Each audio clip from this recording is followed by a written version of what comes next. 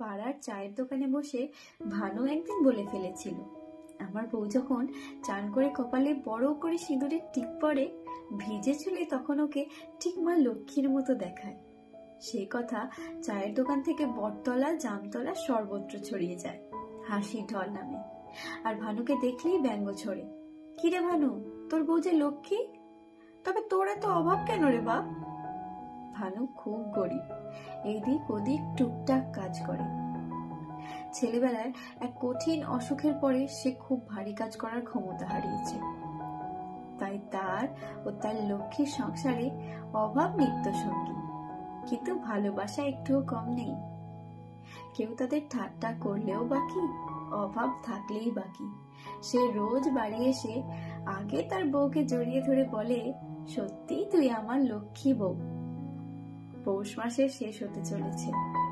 ভানু লক্ষ্মী পিঠে খেতে খুব পছন্দ করে, ভানু তা জানে, কিন্তু এই ঠান্ডায় সে যে একেবারেই বেশি কাজ করতে পারে না, শরীর বয় না, তবুও চেষ্টা করে। মকর পরবের মেলায় সে তার বউকে লাল চুড়ি কিনে দেবে।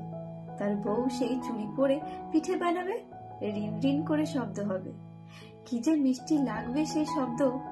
ভানু ভাবে। অনেক চেষ্টায় দু একজনের বাড়ি কিছু কাজ করে ভানু চাল গুঁড়ি আর একটু গুড় কিনে নিয়ে আসছিল। বড় রাস্তার উপর দিয়ে গাড়িগুলো যখন যায় তাদের ভাবখানা এমন থাকে যে থাকবে না অভাব, থাকবে না গরিব, দাও দাও, ওদের শেষ করে দাও। ভানুর শরীর শুয়ে পড়ে রাস্তার উপর। তাকে চাপা দেওয়ার পর গাড়িটা এক রাশ সাফল্য আর রক্তাক্ত চাকা নিয়ে হুশ করে বেরিয়ে যায়।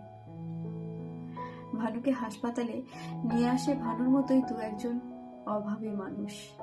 তার বউকে খবর দেওয়া হয়। ভানুর হাত থেকে চাল গুঁড়ি আর গুড় নিয়ে হাসপাতালের একজন তার বউয়ের হাতে তুলে দেয়, এই নাও, এগুলো তোমার বরের হাতে ছিল। ভানুর বউ জিজ্ঞেস করে, ও কেমন আছে?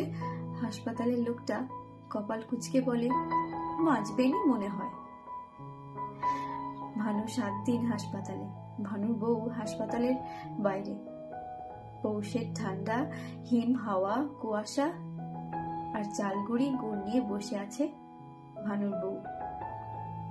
কেউ হ্যাটহুট করে, কেউ দরদ দেখায়, তুই কতদিন এভাবে বসে থাকবি রে, বাড়ি যা। ভানুর বউয়ের কপালে সিঁদুরের টিপ আবছা হয়। 7 দিন পরে ভানু মরে যায়।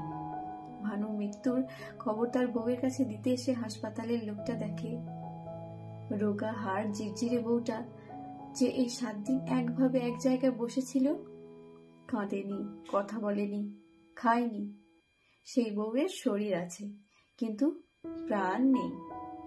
হাসপাতালে হই হই পড়ে গেল। মিডিয়া এলো, রিপোর্টার এলো, টনক নড়ল মন্ত্রীর। মাইক্রোফোন হাতে টিভিতে টিভিতে ঝড় উঠল। কেন, গরিব বলে কি ওরা মানুষ নয়?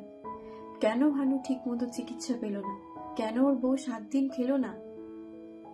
কেউ কেন ওকে দেখলো না? ওর এমন মৃত্যু কেন হলো? জবাব চাই।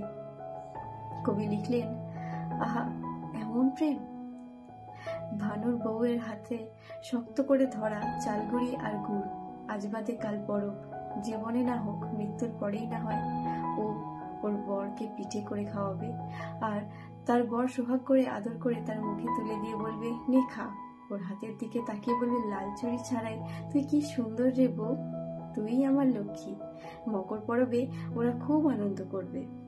ভানু আর তার লক্ষ্মী অপেক্ষা করছে ক্যামেরা আর মিডিয়ার কচকচানি বন্ধ হলে ওরা একসঙ্গে আগুন নেবে গায়ে।